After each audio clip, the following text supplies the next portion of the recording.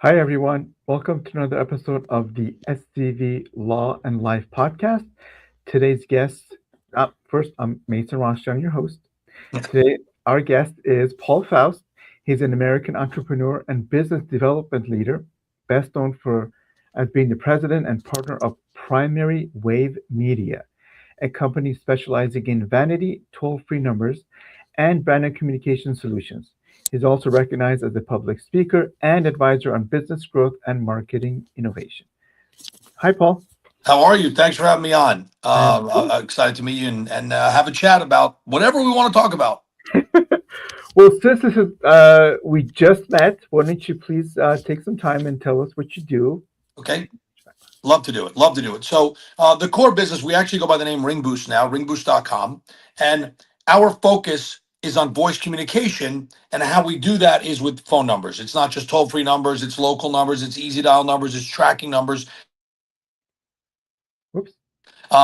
That's our specialty. But I've been in the legal industry. We handle every type of client, from local dog walkers to healthcare to roofers to real estate. But I've spent the better part of 20 years deeply embedded in the legal space, mostly personal injury and mass tort. I'm at about 15 conferences a year, at all the mastermind groups and the conferences. And I also work for and support and represent other vendors in the space because I built these great relationships with lawyers all over the country, and their job is to practice law, take care of clients, fight the insurance companies, etc. And I'm out there, so my job has always been, and I've always viewed it as, find the best of breed for these lawyers to use services like Claim Angel, Zip Liens, Nito, and others, and bring them to lawyers. And some of them are companies that I get paid to consult for, and others are just I'm here to help my law firms grow and be eyes and ears for them. So I've been deeply embedded in the space and blessed to be in the space. Great. So we're going to talk about all of those, but let's start it with the first one. So Ring Booster, tell me about that. RingBoost. So RingBoost, it always amazed me that let's just talk about law firms. We'll keep it in this circle for now, but it's really any business. You will pick your name, you will pick your domain, you will pick your tagline, your brand, your colors. And my guess is most lawyers will even pick the paint color in their office. They'll pick swatches and go, I like that color. And then they'll let the phone company give them the most random number off the pile. Yep, just give me the next number. And I never understood that. Why wouldn't you pick a phone number that's more memorable, that ties into your brand, that ties into your name, that is easy digits, that makes it easier for someone to reach you, whether you're marketing or not, even a referral business? Hey, I'm looking for a lawyer. I was hurt in an accident. Oh, you got to call my friend Mason. What's his number? I don't know. Now, even if someone goes to Google you, and I'm a big fan of internet marketing, they're going to see your competitors. So why not have a number that says Get Mason or For Mason or something in your local area code? So we built this massive database of great numbers in both every area code and toll free. And we say to law firms and other businesses, hey, let's help you get a phone number that'll stand out, that'll make it easier for referrals, easier for someone to remember that billboard, that TV commercial. And it's called ringboost.com. People can certainly go to the site and look for a number, or they could reach out to me and my team, and we'll consult and sort of help them pick one. But it's really about, I am a believer, even though I believe in the internet, and I believe in social media and Instagram, that nothing will replace human connection via voice. It's intonation, it's immediacy, it's connection. And so that's really what we do as a company. And it's been my specialty. But again, kind of more on the marketing creative side, I help my law firms with so many other things. So let's take it. Let me ask you this. So some firms like to go like 8 million, Yep. right? As far as their number goes.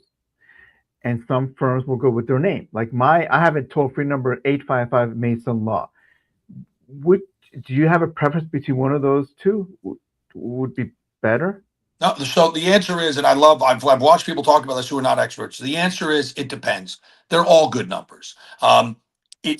There's some markets and communities where digits work better. If someone told me, hey, we're highly targeting the Hispanic community, maybe translation of numbers is different. And so numbers is better than a word. But I also think if your number is Mason Law, right, then is that also your domain? Is it your tagline? Or, Get Mason. If you got the number Get Mason or Mason Wins, then I tell guys, own that.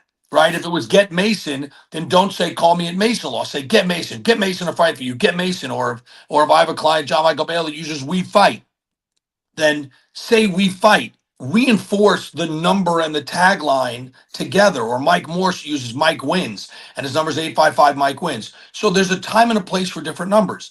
If you're operating solely in one small market, then maybe you want a local number. You want to say, hey, I am local to this area. But if you're operating in multiple markets across states, then you might want to toll free. I always recommend both, but there is no perfect answer. Different markets react to different numbers. The key is being memorable, right? Okay. Do you suggest having more than one memorable number then for different Yeah, I audience? def yes. If I recommend a great local number, if you're sort of like your main market is, whatever market you're in, but then you could have a toll free number that'll work outside of those markets. So you could always have both, but it all depends on some firms have multiple offices, you know, multiple states or multiple cities. A toll free might be good for you, but I also recommend having a good local in those markets. Okay, got it. So it all depends It on all depends, state and I'm market. happy, yeah, on who your firm is, how you market. And I have firms that market, and they want multiple numbers because maybe they want a specific number for car accident cases, but they want another number for dog bite cases or their mass tort campaigns, and they want to be hyper specific, and we could do that too. Oh, okay. So how did you guys get the numbers? I mean, Um, because I know if I go in there and try to get some of these vanity numbers for me, they're not there. So how do you guys have those numbers? So we're not a carrier. There's people out there that have access to these systems and they've acquired many of the best ones. I have relationships with a lot of those people that have massive lists of numbers. Okay. We also have a team that go and work with phone companies to try, the phone companies don't necessarily care. To them, they're just digits. And we can be creative and say, okay, let me see what I can find. And we work with carriers. We can work with individuals that have numbers or people that we know because we've sort of led the industry that have massive lists that are willing to work with us to provide them for our clients. I've done it. I mean, at this point, I've probably worked with, if it's 500 to 1,000 law firms. Wow. Yeah, And across the country. how do the fees work for you guys? How do you guys get paid? Generally, it's kind of what it costs to acquire numbers in times of terms. Some numbers are, it costs me more to acquire from someone because they have a better spelling. But and then we have a standard markup that we make a little bit of money on. But look, there's times where I've worked on numbers I don't charge people for my time, so to speak. So there's firms that have said, hey, we're looking at numbers, and I've worked for weeks and weeks, if not months, trying to get them a number, and we never did business. Gotcha. So, it's all over the board. You know, is someone a repeat client? Do they need more than one number? Are they buying this? There's no exact science to it. It's like, people say, what's the price of a house? Where's the house? What city? What state? Is it on the beach? Is it 2 blocks off from the beach? Is it 10 miles from the beach, right? Yeah, it's like the same thing as what's the market today for rates? Depends on your FICO score. What's Right. your There is no exact answer. yeah. So how did you get into this business? How did you end up with working for attorneys or with attorneys, I should say? Well, I got into the business because my partner, the CEO of the company, Greg Hammerschlag, was starting this business. He had been in the home healthcare business, got the number 1-800 home care, and it grew his business. So he said, wait a minute, numbers work. Started acquiring other numbers. I met him. He brought me in to help with sales. And I started working the business. And I quickly identified, now we're going back 20 plus years, that in every market I went to, the billboards, the TV, the back of all the yellow pages were all PI attorneys. And I'm like, all right, these guys spend heavy on marketing. Let me get deeply embedded in this space. Let me get to know the community. Let me get to know their concerns, because they obviously care about marketing. Some of the highest pay-per-click terms are PI and mass tort. And so I said, let me embed myself in their world because this will be a great client base. And then when I got embedded in the world, I just met some of my best friends.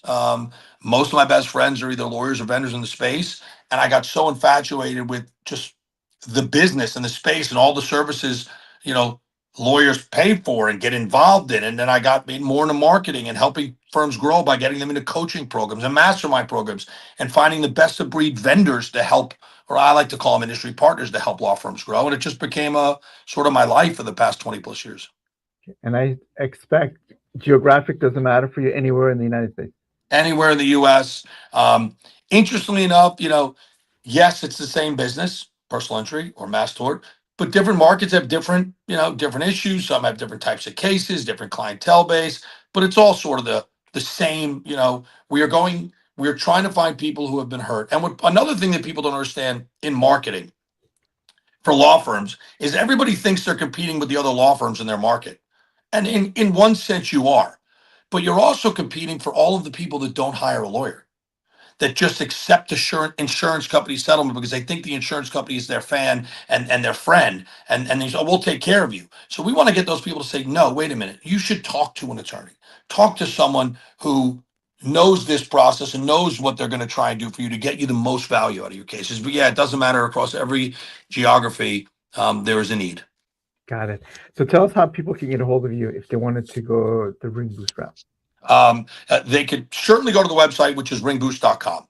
They can email me at paul@ringboost.com. They can call me at 914-200-0013. You could find me at conferences. Again, I'm at most or a lot of the big ones, 15 to 20 a year. And if there's one that you have or that you know about, reach out to me. I'd love to attend. But you can find me on social media. My Instagram handle is @CoolGuyPaulFaust. That was my character's name on The Office. I don't care how you want to reach me. Call me, text me, email me. Let me know how I can help. And I've said this to every lawyer in the business. You're a lawyer. Write up a contract that you will never buy from me. I will sign it. Still call me for help. I believe in this industry. I care about this industry. And I believe a rising tide lifts all boats. I'm here to help lawyers. If I help you grow, it helps other vendors in the space. It helps other clients and it works. So I'm available. I have lawyers that I talk to every week that I've never done business with. They're calling me to say, what conference should I go to? What case management software should I use? What mass tort should I invest in? Hey, do you know how to do a good marketing piece? I am here to be an industry advocate because I care about this industry. Uh, so before we get into that, I have to go back to what you just said about your character. I'm gonna have to Yeah. ask you about it. So tell me Yeah. about that. So, look, I've been an actor my whole life. I was in a performing arts group in high school. Almost dropped out of college to do it. Determined that I didn't have the dedication that most actors do to bartend, drive a cab, waitress, or sleep in a car. So I went and pursued the business route. But now that I have my businesses. Now I can pursue my passion. This one was more. I have relatives who were affiliated with the show, co-creators and producers and actors, and I was in LA on business. They asked me to come to the set, or no, I asked if I can go to the set because I was a fan of The Office. I went to the set, met everybody, and when I met the writers, told them a little bit about me and one of my businesses. And then when I walked out, BJ Novak said, that guy's going to be a character on the show. Wrote a part based on me, and the day before they shot, they couldn't find an actor to play me, so they asked me if I would audition to play myself. Only in Hollywood. I got let behind the curtain on one of the greatest shows on television. It was an honor to do, and now I've done.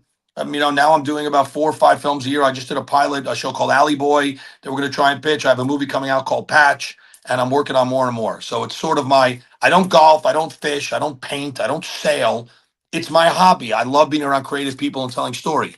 Ah, And interesting enough, the first movie that I produced 90% of my investors were personal injury lawyers that I know from the space. They're all like, yeah, we want to be involved. Some appeared in the movie, some we had character names. One lawyer's daughter worked on the set because she wanted to go to film school. So it's been great to be able to mix my passions. wow, that's awesome. I've watched a few episodes of The Office, not a whole lot, so I have to figure out which Me one's yours. too. I haven't watched them all. Okay, so as far as your films, where can people find your films? My films, so the ones we're doing, Patch, which we won 5 best film, 3 best actors, is going to be up on all the platforms soon. We have a premiere, so it's not out yet.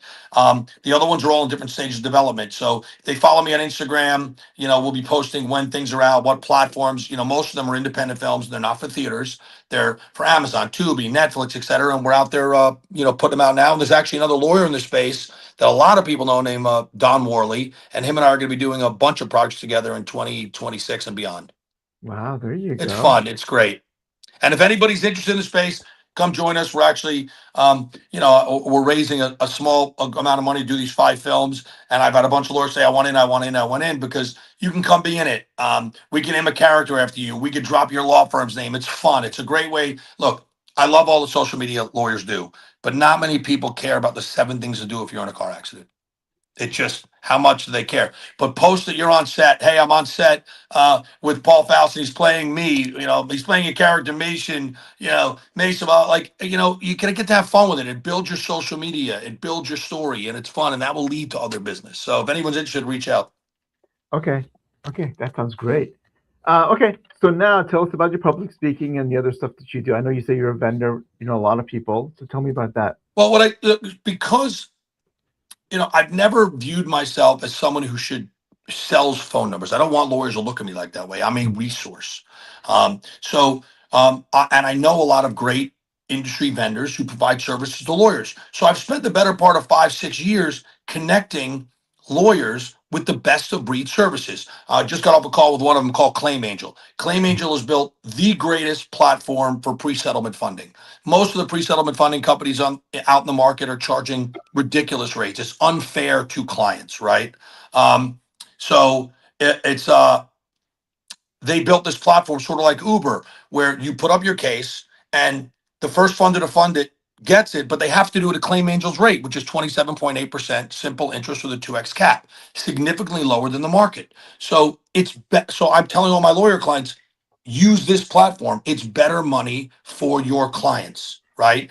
It gets them more money at the end, and it's actually the only ethical solution because you, as a lawyer, have a fiduciary and ethical responsibility to the lowest rates you know about. So that's a great company. And what's great about Claim Angel is you don't have to buy anything. You're not signing up. You're not signing a contract. You're just using this platform. So that's one that I work with. Zip Liens is a company that does outsourced lien resolution. Been working with them. I work with another company that I met through a Mickey Love called Nito, and they do AI call agents for inbound, outbound calls and inbound, outbound texts. And I think they're the best in the business. So I call my lawyer and say, hey, I found this great company. You should look at them. It's going to help your firm run more efficiently. Or firms, look, I think one of the number one signs of a successful firm is a firm that's in a coaching program, a mastermind program. If you look at the biggest firms in markets, they all have coaches and masterminds. People who have been there, done that, help organize numbers and process and systems. And there's great ones like Mike Morse's Fireproof or Accelerate or Ken Hardison's Pilma. So I'll talk to lawyers, say, tell me, don't worry about what I sell. Tell me about what your problems are and let me guide you. Hey, you should be at this conference. There's great conferences in the industry, but there's different conferences for different purposes. Are you trying to send trial lawyers? Or you're trying to send marketers? Are you trying to send the CEO? Is it your intake? So I like to be viewed as a resource in the industry to sort of, guide people. And then business comes back around to me and it's awesome. I love it.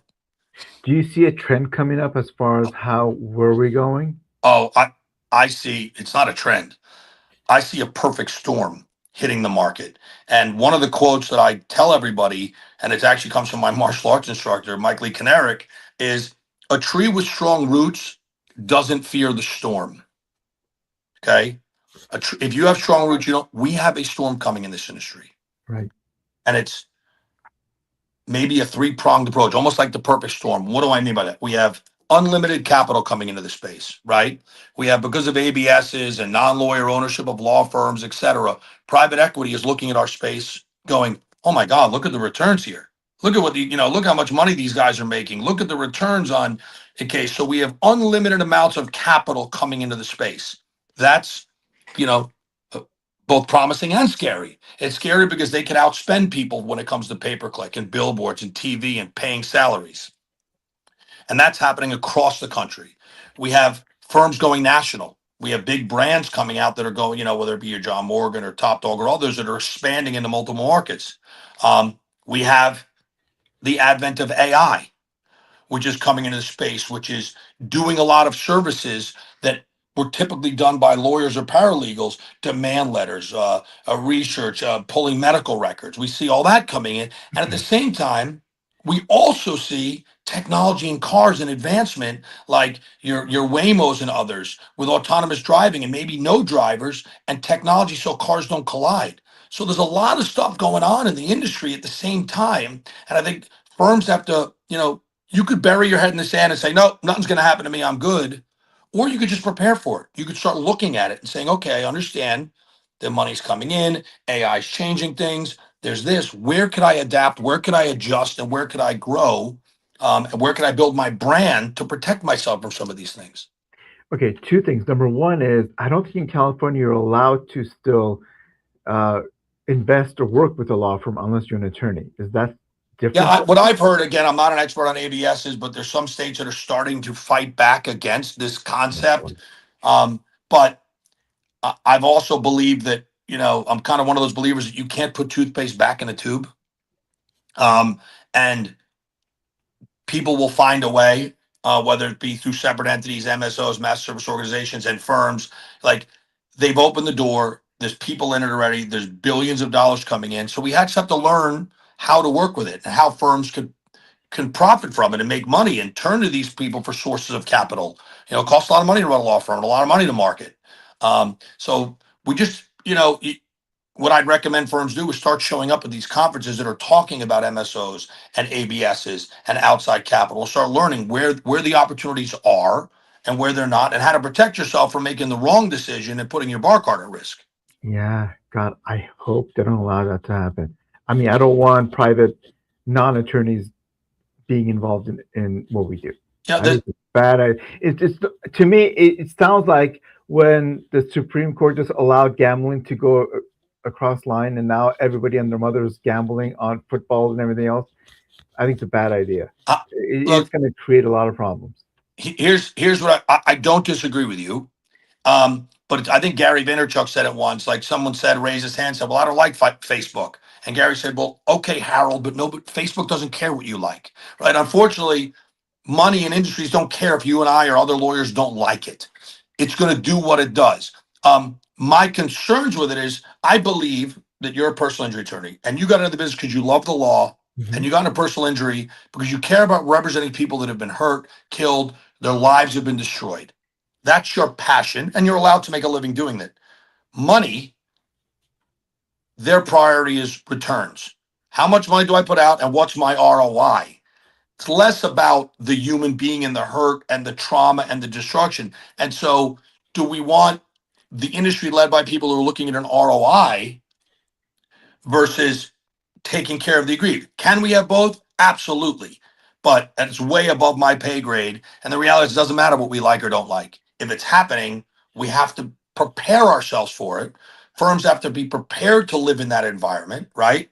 And then see what happens. And maybe states will ban it and start blocking it. But then who knows what the next iteration is. So How do people like me, solo practitioners and small firms, how are we going to be able to compete with those big dollar firms? look, look. Ultimately, in some areas you can't. Meaning, you can't compete with them, and don't try to out billboard them or out TV advertise them. You're not going to. But remember, these big firms, a lot of them coming out in the marketplace, and even a lot of the national players, whether it be even your John Morgans or others, or top dog, they're great at marketing, and they need guys like you that know the law that they could send cases to, build relationships with them. They're not handling everything in house.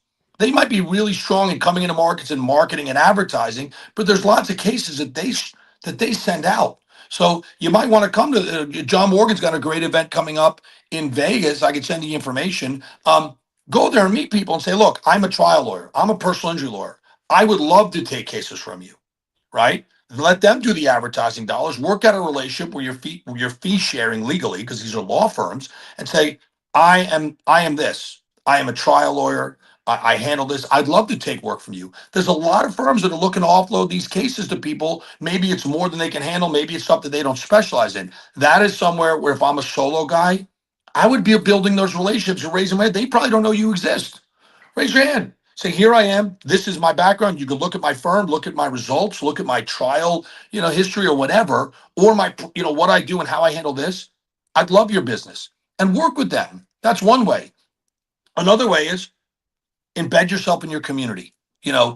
Big dollars can come in and run billboards and TV and radio, but they might not be micro. They might not be at the local restaurants. They might not be on the PTA and the school board, and they might not be doing charity events for the local dog charity.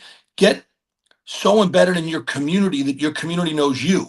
When you're walking down the street, they go, "Oh, that's Mason. He's the this guy. He's the lawyer." Blah blah blah.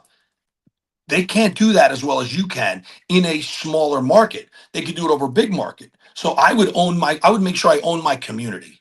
I would do things. I would, my podcast, I'd be going to my local churches and synagogues, and I'd be going to doing local dogs, sponsoring school events. Like, everyone in the community would know what I do, and that I'd be a resource for them. So that, A, gives me business in my community, and B, might make me someone that one of these firms with big dollars says, "Hey, we'd love to roll you in because you are great in this community." That's options too. The one thing we can't do is ignore it. Got Say, it. it's not going to affect me. It will. Do you? I'm assuming as a resource, you'd have people who work remotely, as far as like paralegal and Sure. work like that. Okay. Absolutely. There's an unbelievable, what I call them industry partners. I hate the term vendors because they're integral parts of law firms that do anything, whether it be medical records, Mhm. paralegal work. Yes, I know lots of them. And for solo firms, they use a lot of these people so they can take more business and outsource things they're not the best at. And there's companies that are great at it. Okay. Great. So, what else do you do? So you do a What lot of stuff. I know, but I want to find out. Again, it's my first time talking to you, so what don't I do? I'm willing to look. I didn't read the book that said you have to do one thing in life. Like I don't. You shouldn't identify as a personal yeah, injury attorney. You should identify as Mason. I'm not sure to say you're not Russian. Washington, yeah. Russian. Like one of the things I do is I'm an attorney. But like I do a lot of things. I do a lot of charity. I was a volunteer firefighter for over 15 years. Tell me about Um, that. I want to live like my license plate is BYLR. Came from Jesse Itzler's program, Build Your Life Resume, which is now Big Ass Calendar Club. And I don't care about your, I'm not saying I don't care. When I said I mean it, I don't care about you that you've tried a lot of cases and made $1 million settlements. So is every other lawyer. Tell me where you've traveled. Tell me what books you've read. Tell me what languages you speak. Tell me what charities you do. I want to know about your life. Build your life resume. And to me, that means not just focusing on work and one thing. I wanted to be an actor. I want to make movies. People are like, you can't do that. I'm like, why not? I want to. Like, Mhm. go do it. So I like that's what I do, and I ran a charity for the American Cancer Society for 4 or 5 years in New York, and now I'm helping out other groups, and like I love trying new things and living this. I don't. I just. I think the model's broken where people I work Monday to Friday all day long doing this one thing head down and then hopefully have a couple hours on the weekend to enjoy life. No, go do it now. We're not guaranteed tomorrow. So if you want to go hike a mountain, go hike a mountain. It would with technology and cell phones, unless you're in court, you could do a mediation or a deposition from a ski cabin. Put up a fake background so no one knows you're on a chairlift. I was just in Key West with some lawyers and other industry partners, and there was plenty of meetings going on and mediations and talk from. But then when it was done, we were able to go out and do some fishing. So I what do I do? What don't I do? I Yeah. train So, martial arts. I make movies. I love yeah, I try to live a life for a living, if that makes sense. yeah. So, tell about the martial arts. What do you? Which one is it? So I do Israeli martial arts. I did what was called Krav Maga for many Oh, years, but now I my instructor he's adapted it and he's created his own style called Haganah. So he took the best parts of Krav Maga that he liked and then brought in his own striking, which is Muay Thai, and his own weapon systems, knives and guns.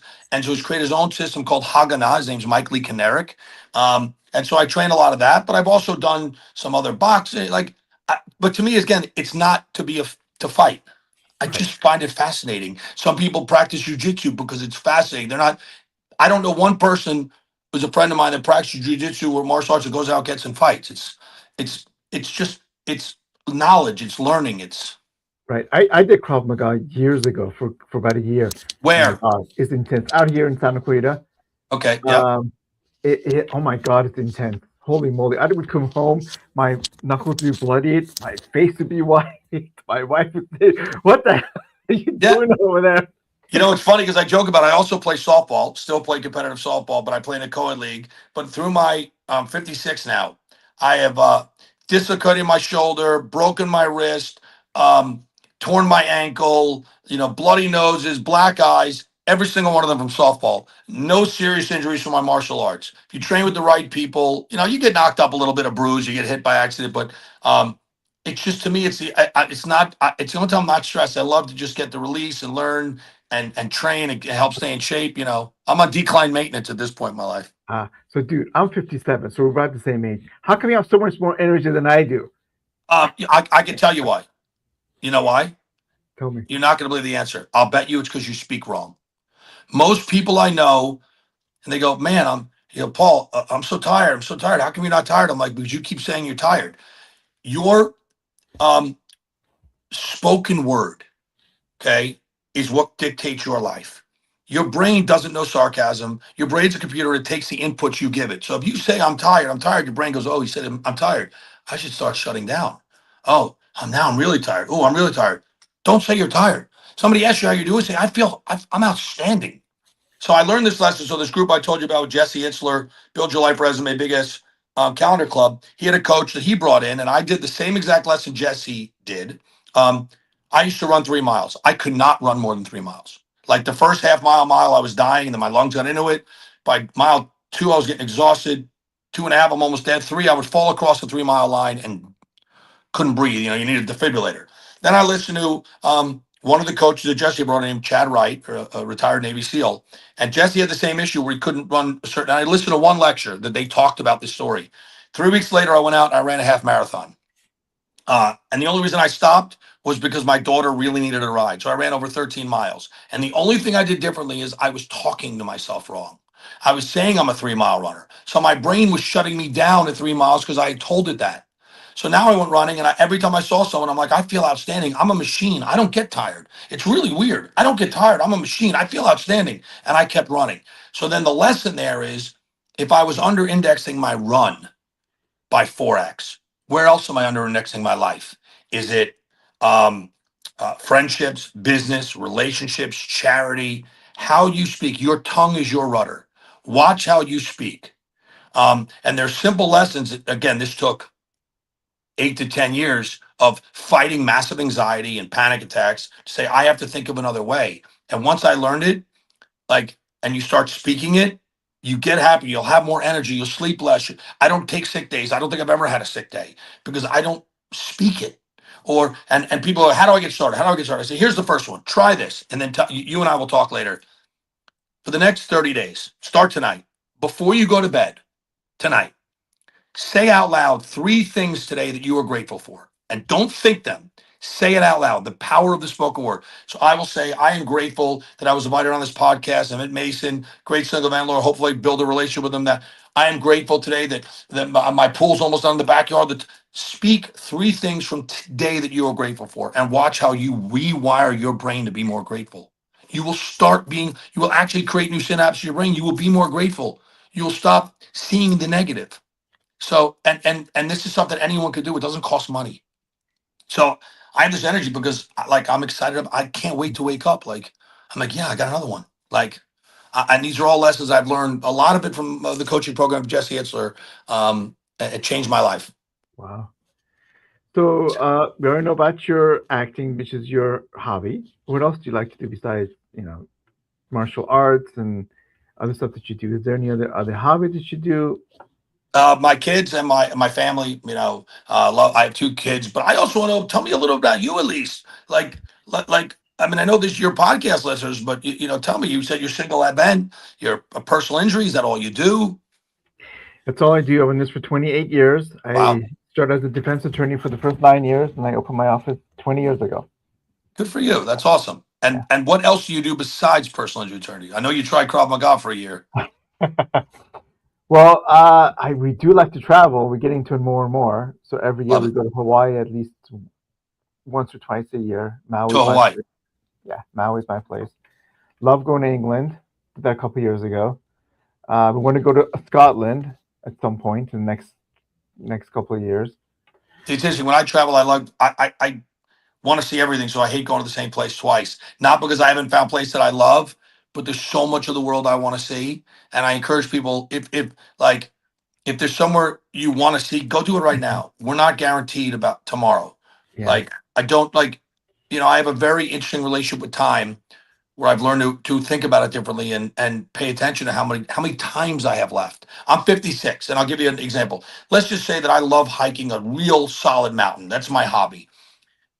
I could probably do that once a year, right? Maybe twice if I'm lucky with vacations where I can go to a great mountain and hike a real mountain, right? Okay, I'm 56. Let's say that my knees and my back and my body will allow me to do that till I'm 66. Before, it's harder to do that stuff. Well, that's 10 years. And if I get 2 a year in, that's 20 more times. right. When you start thinking about things in times, it puts a lot in perspective. So you could bet you when I go on that hike, I'm enjoying that hike. I'm not calling the office. I am going to live and be present on that hike because now after this one, I got 19 more. And I Right. put a lot of my things in my life, seeing my friends, seeing my family into that perspective of time. Makes you more appreciative of those moments. I know. I don't want to be the guy who counts summers, how many summers I might have, but I know exactly what you mean. Yeah. You have to just, you don't want to count summers, but you have to be aware. So, if you go see your parents, you only see your parents once a year and your parents are in their 80s, you might have 10 times left. So when you go see your parents, don't watch TV. Don't be on the phone. Um, Enjoy those moments. That's why when I go to conferences, like I don't know if I'm going to see people again, so I want to spend every moment with people. I'm just aware of that, and Mhm. it wasn't an epiphany. It was years of thinking about living life differently and thinking Mhm. differently and acting differently because I was battling, anxiety and whether I was doing things right, and then it became like, wow. Once the light switch went off, I'm like, man, this world's great. There you go. So like sports, do you like sports? I like playing sports. I'm not as big a fan of watching them. I mean, I'll watch them to hang out with the fellas, and but I like play. I play softball. Tennis, pickleball. Martial arts. Growing up, I played soccer and other things. But there's nothing I won't do. If someone says, "Hey, we're going to go try highlight," I'll try anything. But do you have a favorite sports team that you follow? Uh, No, like when I was in New York, obviously I was a Yankees fan. But now that I live down here, I think the only team I watch a little bit more is the Panthers because I live in Florida now and it was close to my house. So I used to go to games and they won the Stanley Cup twice. So it's hard not to get into them. But no, I'm not a diehard of any team. I It's funny. I could watch a football game between Western Mississippi Art College and North Dakota Technical Institute. And if I put $25 bet on the game, I get yelled. I'm mad at these college kids when they jump off sides. Like, so I don't really care, but it just makes it fun to watch. If you put $20 on the game, then I'm Okay. yelling at people for making a bad call. Like, why didn't you run? Meanwhile, I've never played organized football in my life, but now all of a sudden I'm coaching. Yeah, see, I can never put money on a game because then it takes the whole joy of it away. Even, I used to do fantasy football and I stopped because, for one thing, it is really hard, fantasy football compared to the other ones. But then number two is, then you get players who are getting against your team that you like. So it's like, okay, who do I root for? Who My do team I? or their? So Yeah, yeah, for me, it just makes it fun to watch us because yeah, otherwise, I really don't care about guys, playing basketball. I'd rather go outside and have a catch with yeah. someone. Like I don't want to watch, but you do it. It's something to do with the fellas, and and get together, watch a game. But I don't have any. I'm not a diehard, you know, sport fan. I love art. I'm really, people know me. I love buying art. I'm addicted to art because I just surround myself with cool stuff, and it's become a passion of mine. And I'm trying to learn more and more about it. But again, like I just want to try new things, and who knows? Tomorrow, maybe I'll be in a ballet. Got it. So, Art, are we talking about painting, sculpture? Mostly paintings, of paintings or prints. A lot of pop style art. Mr. Brainwash, Hijack. I have Eva Derry, James and Queen. I mean, I just keep buying. I just bought a Vizino, and I got a thing by Patrick Hughes and Yaniva Derry and uh, uh, Nick VC. Like Eric, my wife just keeps yelling at me. She's like, "What are you doing? We have no wall space left." I'm like, "I don't care. I like looking at it."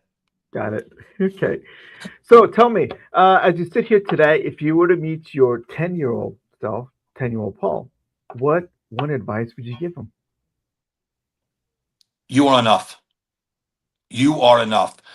Do not compare yourself to others. Don't try and be everybody else. Live your life. Go your path. Be who you want to be, and don't listen to the naysayers because most of them are either afraid to take the steps you had.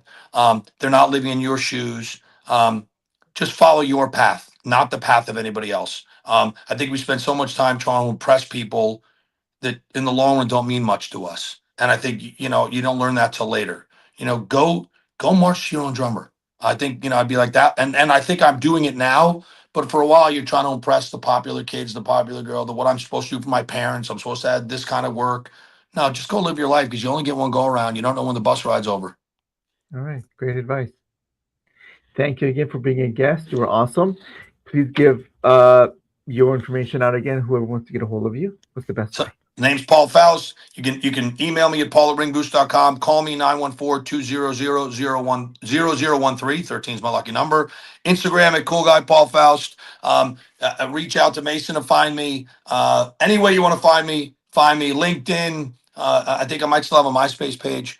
Call me. I love to talk to people. I love to connect with new human beings and help out, and we'll find synergies of way. I don't believe in what goes around comes around. I believe in what goes around has to go somewhere. So let's just all look, I have tattoos on my arm. One says live your life with arms wide open, and one says no 0 days. Don't have a 0 day. Enjoy your life and live your life this way. Welcome everybody in.